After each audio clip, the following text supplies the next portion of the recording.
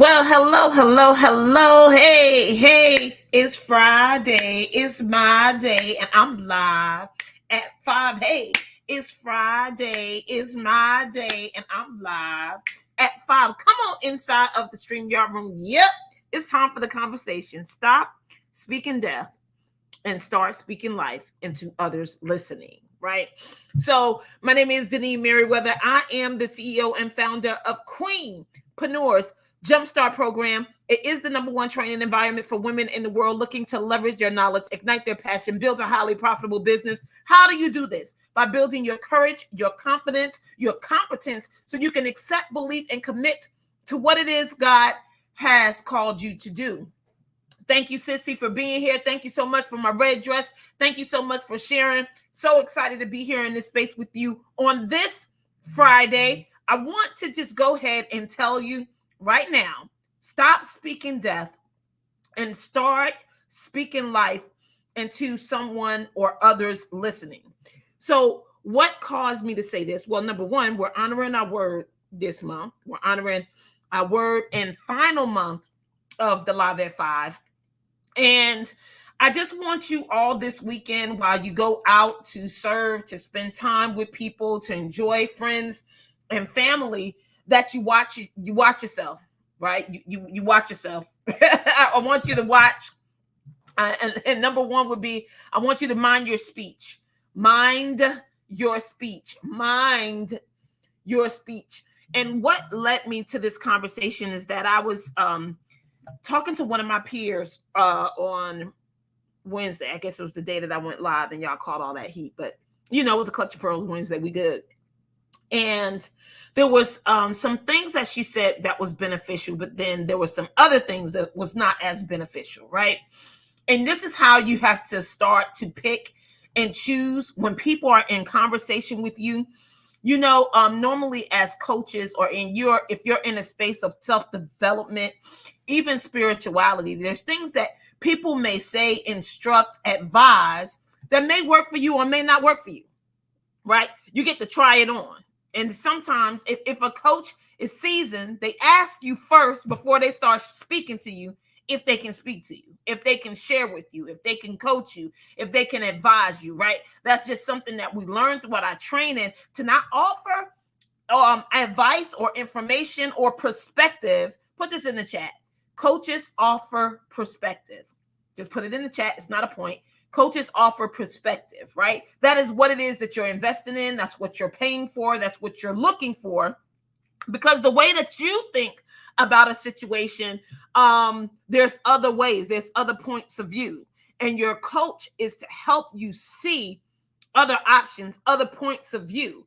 It's hard for you to see the forest for the tree because you are in front of the tree. And the coach is supposed to give you the bird's eye, take you higher. Put it in the chat. I must go higher. Put it in the chat. I must go higher. So your coach give you the higher bird view, so you can see some other paths in the forest that you can go down. But let's get back to the minding your speech. So in the conversations, there was things that she said which she didn't mind her speech. And the reason why I believe she did that was because her conversation was ineffective. Put it in the chat. Don't speak death when you are ineffective. Don't speak death when you are ineffective. And what do I mean by that? Sometimes you are in enrollment conversations with co-workers, fellow partners, your team, and you want them to do certain things, or you want them to move forward on their goals or their dreams or the project, whatever it is that you may be working with them on. And you're trying to find ways to motivate them, to encourage them, to get them moving, because sometimes they allow fear to keep them from moving forward. But when you are working, or you're in that conversation, because a conversation is a dance, right? Put it in the chat. A conversation is a dance. That's why scripture tells you don't try to prepare for no conversation, because you don't know what the person going to say. You don't know how it's going to land over there. It's a dance. It's something that you have to be present to. It's something that you have to be into, listening for, right? So you can't just be rehearsing this and planning what you're going to say, because you don't know what the other person is going to say. And speaking or having a conversation is a dance, okay? So when you are in dance with someone else and you get that whatever it is that you're saying is not effective, that don't mean start throwing daggers and speaking death and telling them how, well, this is why you're not going to succeed, and this is why you can't advance, or this is why you setting us back as a people. That ain't speaking death. I mean, that ain't speaking life. That's speaking death. And I get that you're trying to make a point, and I get that you're trying to get them to move, but that's not an effective approach when it's your responsibility as a teacher, as a leader, as a coach, as a boss, as a manager, as a thought leader, as a mentor, is to help elevate the thinking, the motivation, the inspiration, the aspirations, the dreams of the person that you're pouring into. But if you're going to sit there and say something negative like, well, that's why you can't advance is because you won't do what I told you to do, well, that ain't going to be helpful. Because see, somebody like me be like, oh, now this is more of a reason why I'm not going to do what it is that you're telling me to do. I need you to just be mindful of your speech. You could be saying some helpful stuff, some things that could really move people forward.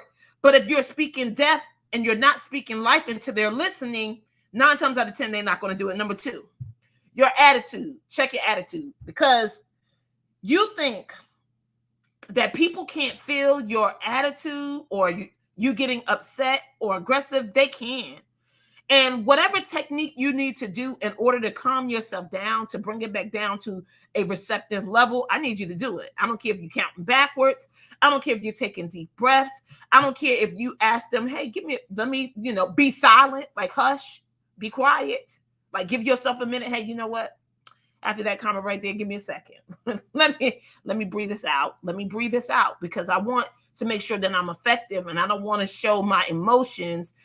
Not in a way that, not when I say show my emotions, meaning showing emotions that's not going to elevate, that's not going to help the situation. I want you to feel your emotions, show whatever it is that's authentic to you, but you don't want to destroy stuff in the process, right? What good is it going to do for you to have expressed yourself only to have destroyed the relationship that you was trying to build? It makes no sense. Why would you destroy a relationship and only to prove that you were right, but you lose the relationship in the process, or to prove that you're justified and you lose a relationship in the process, right? The whole reason why you're having the conversation, expressing yourself or expressing your feelings or trying to share your point of view, is to win the other person, right?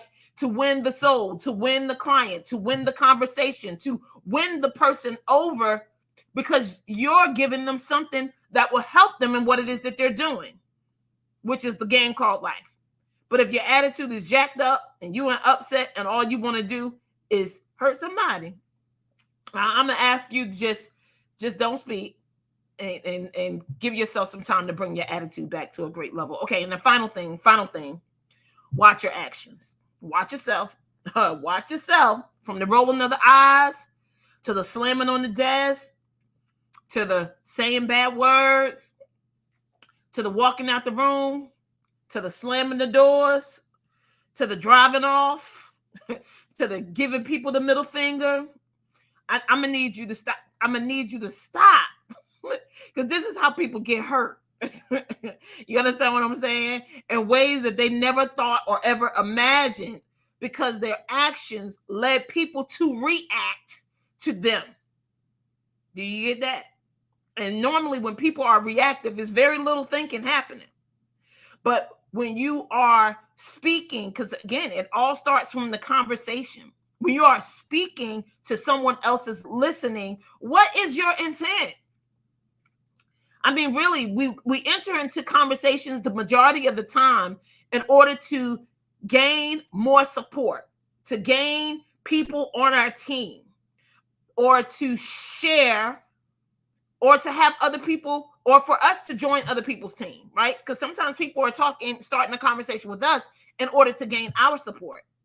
But if you are speaking death into people's listening all the time, telling them how much you don't like something, because don't nobody really care that you don't like it. I just want to say that. And you think being honest and sharing with them that you don't like it. I mean, and I get it, that it's okay. It's free will. You don't have to always like something. But what are some positive ways for you to share that you don't want to participate? Hey, you know, that doesn't really work for me right now. Oh, hey, I'm not going to be able to participate in that. Right? That's more than enough in order for you not to participate without you tearing the person down. Because in fact, you may not like it, but it may be thousands and thousands and thousands of people that like it. I remember when someone asked me about a community that they wanted to build, and they asked me, would you pay for that? I said, no, I wouldn't pay for that, because that's not anything I need. So why would I pay for it? I don't need that. I won't pay for it. But do you know they're making millions of dollars selling that product? Do you get that? But it just didn't work for me. It's not anything that I needed, so I wouldn't buy it. But it doesn't mean that it's not going to work for somebody else. Do you get that? So just be careful.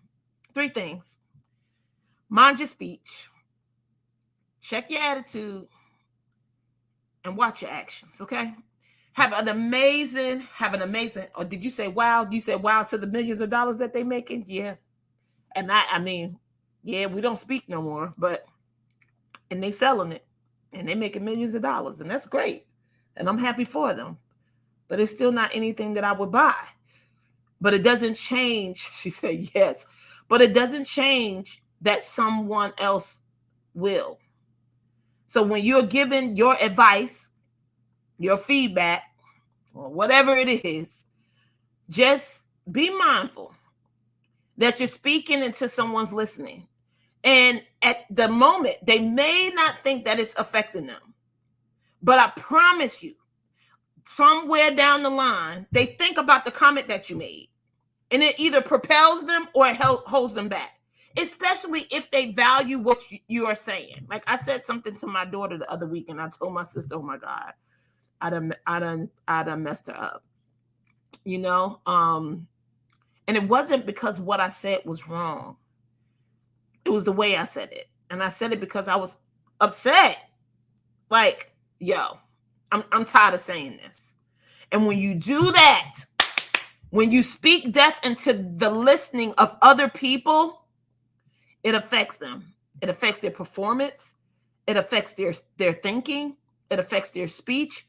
It affects them going after their dreams and their goals. It affects their self-esteem and how they feel about themselves. It affects their confidence. It affects their courage. Y'all don't understand.